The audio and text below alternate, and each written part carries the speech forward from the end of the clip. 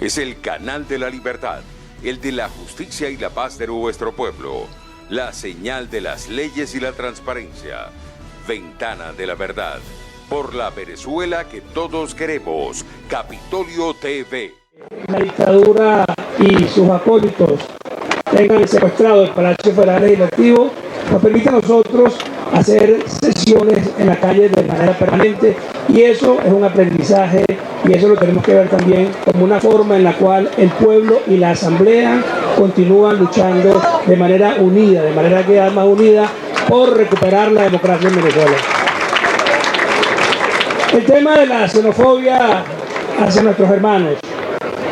Lo primero que habría que señalar en este punto, ya mis colegas parlamentarios han expresado ideas fundamentales, pero me parece importante resaltar algunos elementos restantes. En primer lugar, nosotros asumimos y estamos trabajando desde la presidencia legítima, de la presidencia encargada de la República y el cuerpo diplomático que hemos ido construyendo en la región. Hemos estado trabajando de manera coordinada con los países aliados para mitigar y para trabajar el tema de la xenofobia. No hay una sola política de Estado de ningún país de América Latina contra nuestros hermanos. Y ese reconocimiento es importante hacerlo, y esa distinción. Cuando nosotros pedimos y exigimos el cese de la xenofobia, no estamos haciéndole planteamientos de crítica o planteamientos enérgicos hacia los gobiernos que reconocen al presidente Guaidó y con los cuales hemos venido trabajando muy de cerca, como por ejemplo el gobierno de Perú. No tiene nada que ver el gobierno de Perú con los brotes xenofóbicos que están ocurriendo en ese país. ¿Por qué ocurre la xenofobia?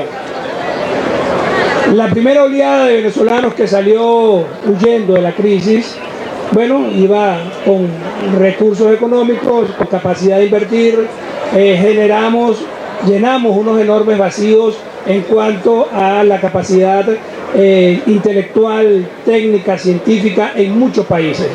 Por ejemplo, en Chile, más de 2.500 médicos venezolanos se han incorporado al sistema de salud de ese país. Y fueron médicos formados acá en nuestro país.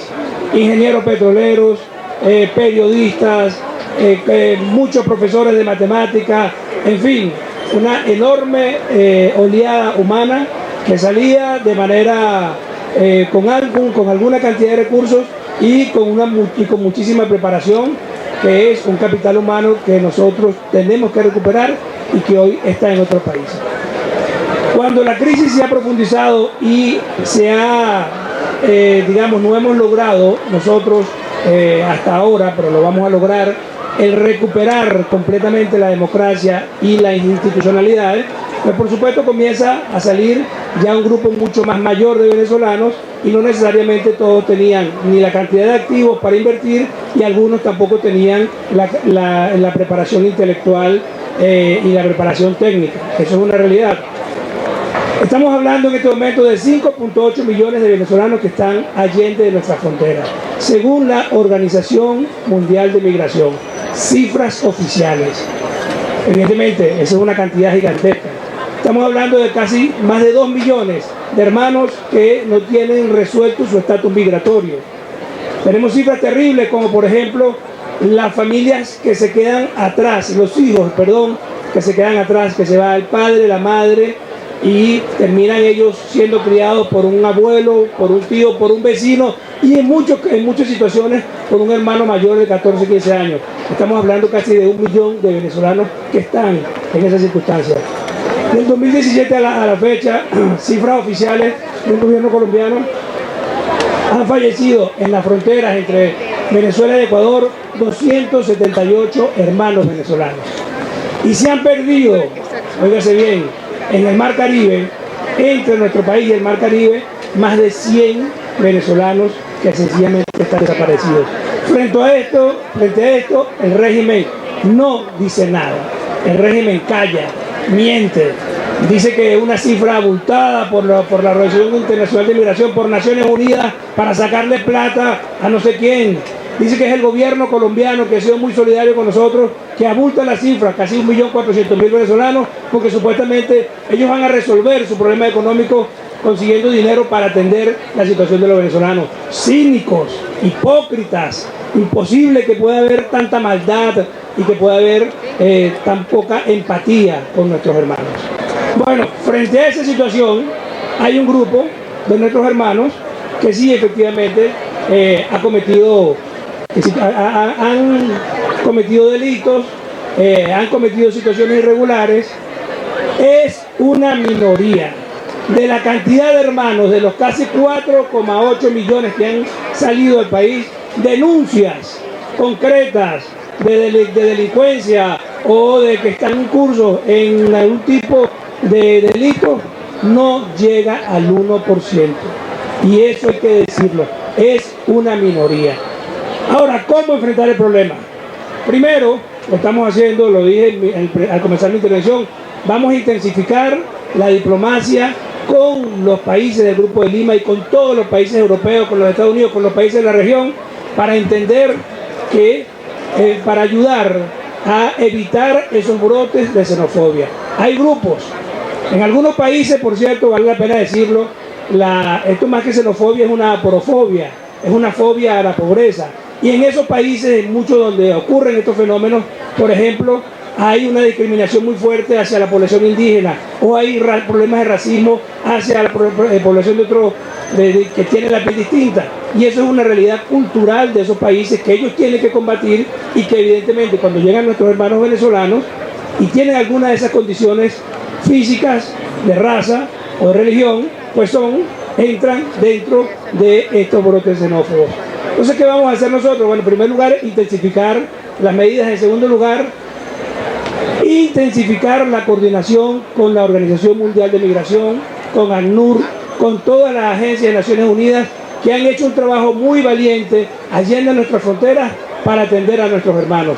En tercer lugar, debemos promover campañas en donde quede absolutamente claro que es una pequeña minoría de nuestros hermanos los que están cometiendo delitos y la inmensa mayoría de venezolanos que vamos, por cierto, nosotros, y por eso agradezco aquí viendo al diputado William Dávila que promovió la ley de retorno, una ley extraordinaria para que nuestros hermanos regresen a reconstruir la patria dentro de muy poco tiempo, porque sin ellos no vamos a poder avanzar.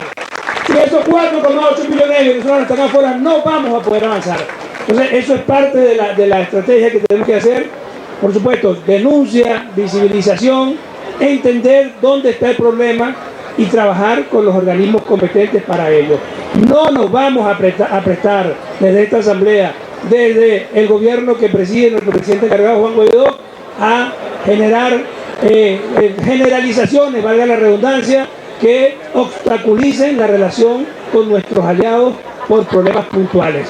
Sabemos también, hay que decirlo, que el régimen usurpador ha intentado en muchos lugares enviar gente, generar problemas, desestabilizar, para buscar que las relaciones armónicas entre esos gobiernos y esta Asamblea Nacional tengan ruidos innecesarios. Eso lo sabemos, lo hemos trabajado con esos gobiernos y no vamos a permitir que nos desvíe nuestro objetivo central, que es la mayor coordinación entre la diplomacia, entre la presión interna y con el apoyo de los organismos de Naciones Unidas para atender a la población vulnerable, pero para seguir trabajando de manera permanente en el cambio político.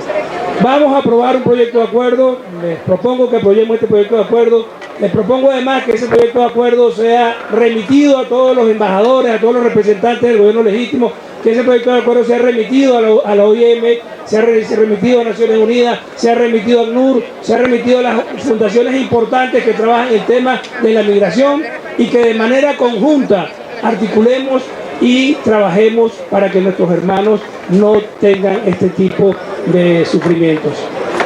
Queda claro una vez más que esta Asamblea Nacional, que estos diputados no van a dejar a ningún venezolano sin atención. Se encuentra en China, se encuentra en Perú, se encuentra en Colombia. Esta Asamblea Nacional está al servicio del cambio político y está al servicio de todos nuestros hermanos. Muchas gracias, colegas parlamentarios. Es el canal de la libertad, el de la justicia y la paz de nuestro pueblo. la señal de las leyes y la transparencia. Ventana de la Verdad. Por la Venezuela que todos queremos. Capitolio TV.